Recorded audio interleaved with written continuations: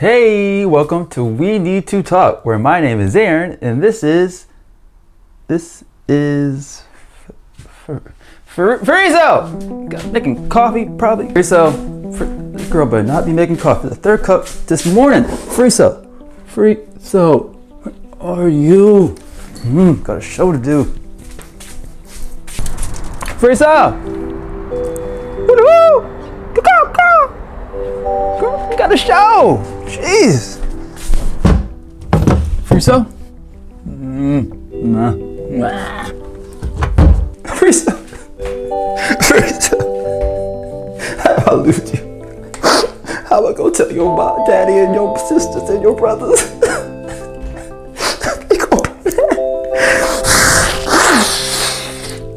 I don't know what I'm gonna do.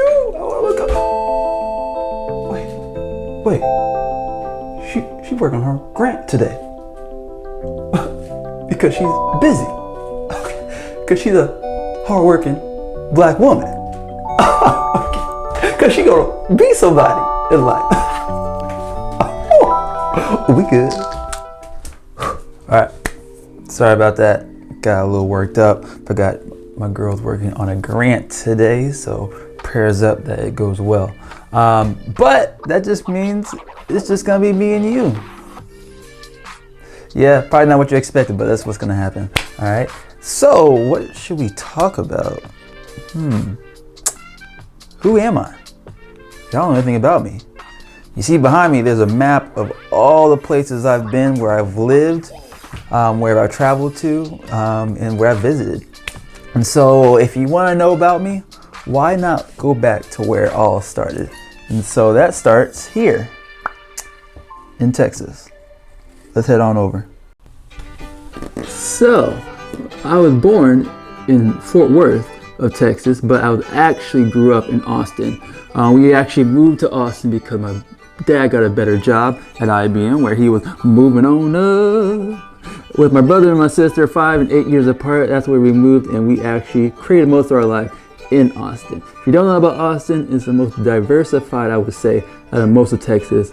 Very liberal, the suburbias of Texas, and so a lot different than what you would think of the typical Texas style. Wish I was back in Texas. The ocean's no place for a squirrel. But you know what? I got funny stories for you. Here they are. My mom, she is a very understanding person. But today she was not very understanding. And I was elementary school. I told her I probably shouldn't go to school today because I have what they call the bubble guts. You know about it. You've been there. But you know, as a kid, you can't tell parents anything. What you say? You going to school. You know why? Because you gotta get your education. And I said, that can probably wait. She said, it's not. Pack your bag, get your lunch, let's go. So I proceeded to go to school, and what happened? I'm going to the bathroom like every other hour. Not so much great of an education when you spend it mostly in the bathroom. But the kicker is, I was eating lunch, I was having still the bubble guts, and my friend looks at me, looks into my eyes, looks down at my leg, and proceeds to say, "Poopy!" Ooh, yes, that's not just her, that is the runs, and it's running down my leg. The teacher decided to walk me out in a trash bag. Oh, wow. Now, I proceeded to walk out in a trash bag back to the council office to tell my mom the same thing I told her that morning, that I probably should not come to school today. But you know what? It's all love. It made me the man that who I am today. All right, from Texas, where'd I go? Good old Hampton University.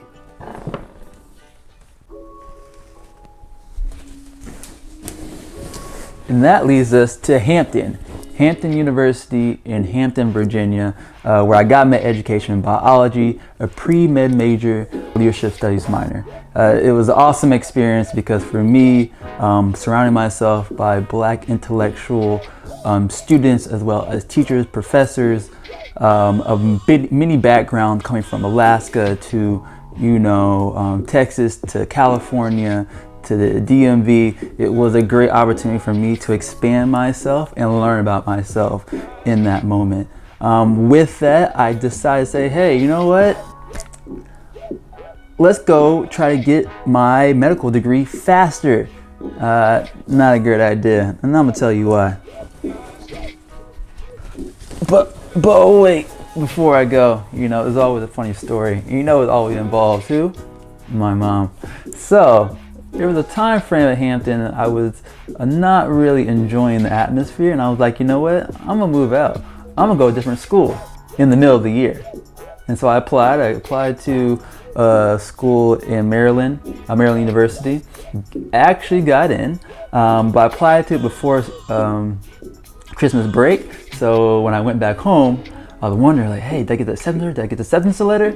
The day before I go back to school, my mom gives me a letter and got your acceptance letter, but you're still going to Hampton. And I'm thinking, this lady tricked me. But you know what? She did the right thing, because after that, I realized I didn't like the school because I wasn't involved. So I got a student recruitment team where I started enjoying the school, and from there it just flourished. And so, more of the story is, Mom always knows.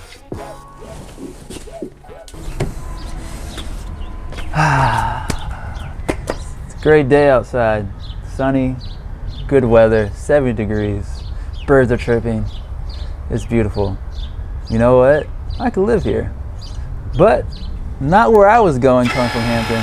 Yeah, I thought I was going to go into PreMed early, and I was going to do it at Boston University. Good old Massachusetts. Yeah, learned a very big mistake on that. Only because the experience there was far beyond what I thought I was going to experience. Coming from the South, I thought, hey, I've experienced certain people, how they act, certain, racial slurs, certain, aspects of people and how they put themselves out there and how they treat people. But in Boston, it was a totally different experience. And I learned very quickly there's many sides to many types of people when it comes to racial discrimination. And not only just that, but the weather, like I said, nothing like this. I've never had a winter storm ever that was as bad as they had it. Had fun, but my time there was cut very short. So as you see, I didn't go to the Boston medical program there, but I met some great people, great docs, that I'm still close with now, that they're going through that went through that program and doing very well as of today. But then I did work on an island there, Thompson Island, where it was fun, exhilarating. Learned a lot about environmental teaching. From there, I actually transitioned to teaching inside the classroom, and that was in where? Good old Newark, New Jersey. Newark, New Jersey, where I am now helping out teach in the classroom, part of a program called Tutoring here in Great Oaks Charter School, where I was also part of a AmeriCorps program where I got to help 6th, 7th, and 8th grade students learn in the classroom, ELA, math, be a TA for a science teacher. Me and a couple of guys created a Boys to Become Men group, black youth, called Man Up, where we got to take them to like nurseries to learn how to grow things from the earth.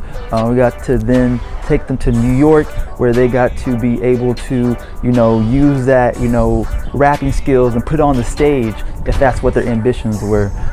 We got to teach them like the simple things, like, how to tie a tie, how to have an interview, just many social skills that, we as black men sometimes lack because of not being taught it in the household or based on the surroundings environment that we live in. And so, great experience. I met some awesome people, people that I'm friends with now to this day, going to their weddings. But it was a great experience. That was only a 1-year program. So, you know what? I had to go. And where did I come? In good old California.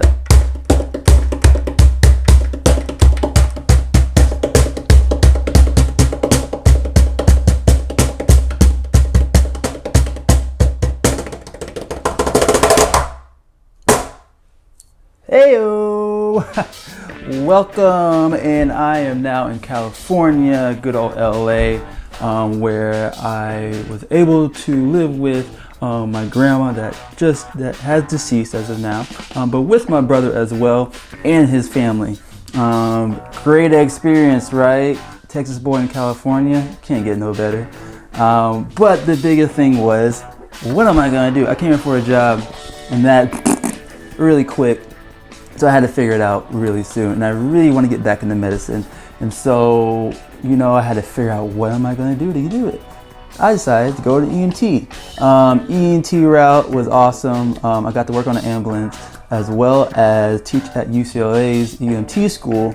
And on top of that, I got to work at a theme park, Knott's Berry Farm, first aid, first responder. And so all that accumulated together to get me into USC's PA program at Keck School of Medicine of USC, where very rigorous, very intense, but 33 months went by pretty fast, and now here I am. And with that, here I am, what am I doing? I graduated during the pandemic, so a very crazy experience for most people.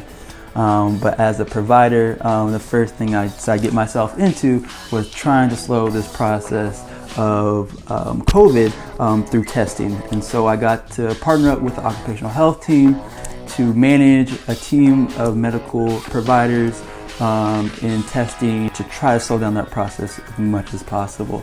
With that being said, that had led me to partner up with a doc in the community that I want to be with. He is an outpatient internal med doc that specializes in HIV and Hep C, a black doc working in the community that I like, and the plan is to partner up. And so here I am doing this, as well as doing a little bit of this. One being photography, videography, other being music, which I very love. Other part is me in writing. I'm part of a media company called Brown Lab Media. Just so many things. Speaking of things, let's look at the things I like to do as well. Yes, plants are my thing. If you can't tell, a little bit too much. I need to slow it down. But this has been my hobby that I've been really getting into. I've probably got at least a good 25 to 30 different plants. Tall to small, snakes, elephant ears, the watermelon plants in the back if you can't see, a little bit of everything. The Swiss cheeses, don't forget those. And so, yes, it's a hobby that I'm kind of, need to take a little step back. Whew. That was a lot. That was a lot, but it's all good. You have a little bit more taste of who I am, who Fariso is really dating. Not a stalker, I promise.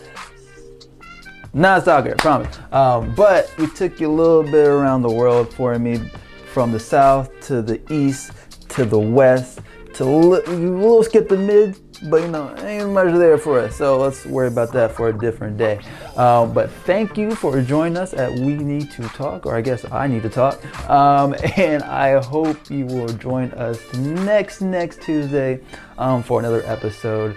Maybe we'll talk about Fariso. Who knows? Who wants that? Put that in the comments if you do.